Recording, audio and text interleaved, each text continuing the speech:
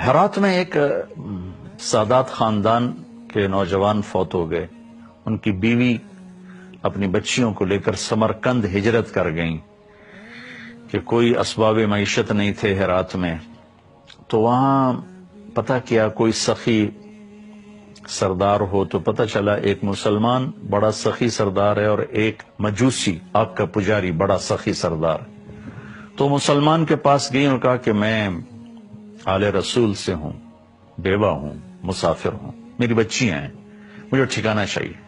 اس نے کہا کوئی تیرے پاس سند دلیل؟ وہ کہنے لگے میں پردیسی کہاں سے لاؤں سند دلیل؟ وہ کہنے لگا یہاں تو ہر آدمی کہتا میں آل رسول ہوں. تو چلی گئی مجوسی کے پاس، آگ کا پجاری، کہا میں مسلمانوں کے نبی کے خاندان سے ہوں، پردیس میں ہوں، ٹھکانہ چاہیے. اس نے ایک دم اپنے بیوی کو ساتھ بھیجا جہاں بچیاں انہوں نے مسجد میں بٹھائی تھی، لے کر اپنے گھر آ کے سمرقند ٹھنڈا علاقہ ہے، کھانا کھلایا، سلایا. رات کو مسلمان سردار نے خواب دیکھا، جنت میں خوبصورت عالیشان محل ہے سونے چاندی کا، دروازے پر اللہ کے نبی کھڑے ہیں. یہ پوچھتا یا رسول اللہ یہ محل کس کا ہے؟ تو آپ نے فرمایا یہ ایک ایمان والے کا ہے. تو انہوں نے عرض کی یا رسول اللہ میں بھی ایمان والا ہوں. تو آپ نے فرمایا اپنے ایمان پہ کوئی دلیل پیش کر. تو ایک دم گھبرا گئے. پھر آپ نے بڑے غصے سے فرمایا کہ میری بیٹی تیرے پاس چل کر آئی، تو اس سے دلیل مانگنے لگا، سند مانگنے لگا، دور ہو جا میری نظروں سے. اس کی آنکھ کھلی تو اس کی چیخ و پکار، وہ کہاں گئی وہ عورت، وہ بچیوں والی کہاں گئی؟ پتہ چلا کہ وہ تو لے گیا آگ کا پجاری. تو ننگے پاؤں ننگے سر بھاگ دوڑ دوڑ دوڑ دوڑ دروازے پہ دستک دی. وہ باہر نکلا، کیا ہوا؟ کہا وہ خاتون اپنی بچیوں سمیت مجھے واپس کرو، وہ ہماری مہمان ہے. کہا حضور یہ سودا نہیں ہو سکتا.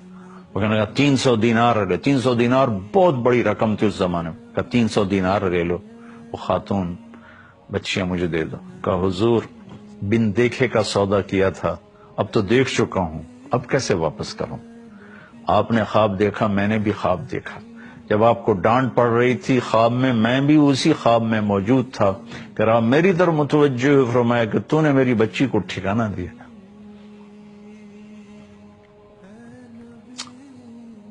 اللہ نے تیری اور تیرے سارے خاندان کی بخشش کر دی ہے اور تیرے لیے جنت کا فیصلہ کر دیا ہے. کہا میری آنکھوں ہم سب کلمہ پڑھ چکے ہیں، ہم سب ایمان لا چکے ہیں، اب میں واپس نہیں کروں گا. بھائیو قدر کیا کرو اللہ کے نبی کے خاندان کی. جہاں بھی ہیں قابل قدر ہیں، قابل قدر ہیں. جب یہ سلسلے جا کر ملتے ہیں وہاں جہاں جا کر ساری عزتوں کی انتہا ہو جاتی، انتہا ہو جاتی. اور آپ کی اولاد ساری دنیا میں پھیلی ہوئی ہے. اس میں بھی کوئی شک نہیں کہ بہت سے لوگوں نے ایسے ہی اپنے آپ کے ساتھ یہ نام لگا دیا ہے، لیکن میں تو کہتا ہوں کبھی تحقیق نہ کرو. بس جب لفظ سید آئے جو خدمت کر سکتے ہو کیا کرو، تحقیق میں نہ پڑا کرو کہ تم تو اللہ اس کے رسول سے سودا کر رہے ہو، اس سے تھوڑا ہی کر رہے ہو. اللہ